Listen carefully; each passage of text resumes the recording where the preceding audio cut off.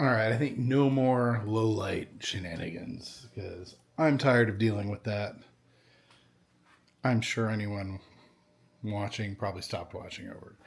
So, moving forward from there, but the practice shall continue now. Well, I just spent a bunch of time practicing, not on camera this time. Maybe I'll stick a little something in here, but I just needed to really focus. And I found somehow videotaping this, like it loses, I was losing some of my focus. So I'm trying to practice and then do this maybe and combine them. I mean, I was doing that, but still, I just noticed it's good to focus on each thing at a time. But so mainly right now today, I just sat down with the stuff you've already been hearing me playing.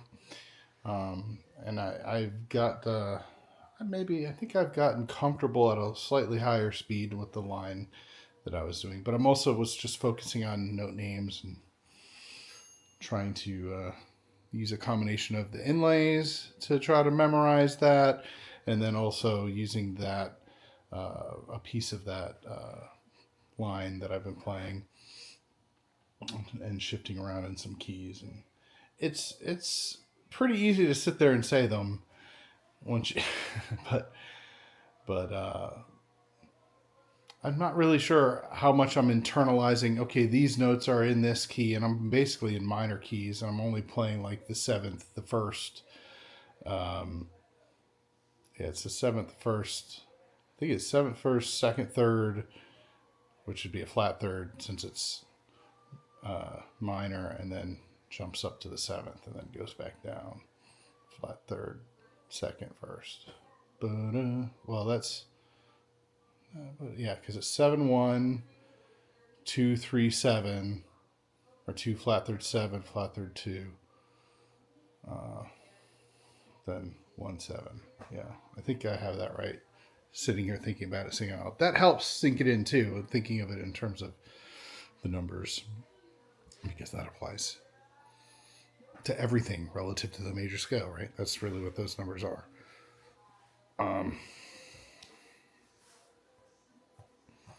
Man, that probably sounds like gibberish to somebody who hasn't gone down this rabbit hole at all. Like some crazy math equations or something. It's not as bad as it sounds, I promise. But yeah, that sounds like nonsense, I'm sure. It would have sounded like nonsense to me not very long ago, because I never thought about music in that way, or didn't try to figure out how to think about how to communicate it and all that. And to do that, you've got to abstract it to something. And note names is one, but also just the scale degrees, basically, relative to the major scale. And intervals, yeah. So, fancy, right? And then you build chords the same way. 1-3-5, 1 flat 3-5, 1-3-5-7, 1 flat 3-5-7. Or maybe you're doing 1 flat 3, flat 5, flat 7. Yeah, that's like minor 7, flat 5, right? Half diminished or whatever, I think. Yeah, because you need double flat the 7 to get full diminished. I don't know why I know these things now, but they're starting to get in there. Oh yeah. All right, I heard something finish out there I was doing for somebody else, so I'll be right back.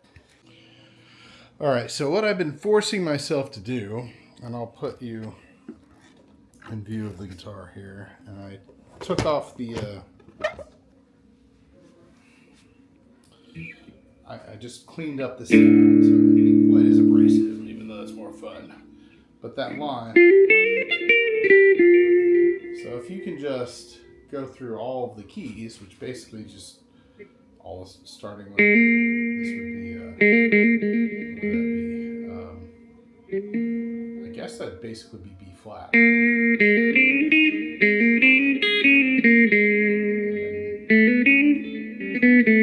It's always 7-1 flat, 7-1 2 flat 3-7.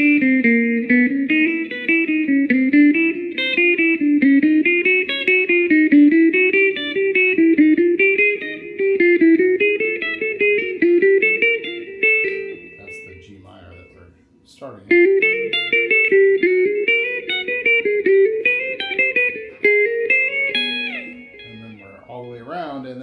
through that slowly and make yourself say all the note names and which key you're in.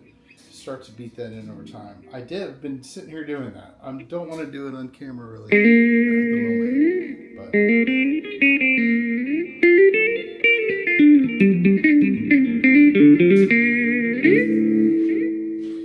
anyway,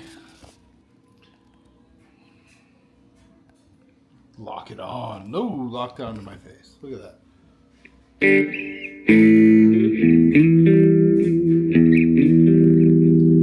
fun here at the end, to do some jamming. I love jamming, and I've done this before many times, even in these videos, but just on thirds. And if you stick to the diatonic thirds, you have like the pattern of, especially in a minor key, you have it like major third, major third, or excuse me, I have that backwards. Minor third, major third.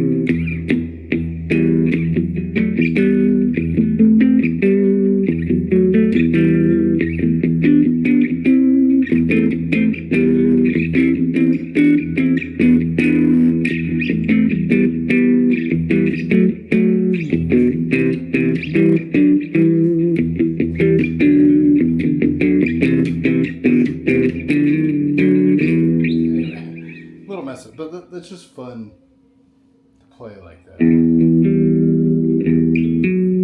can add like the fifths in places. And there's the flat fifth because the diminished chord goes there.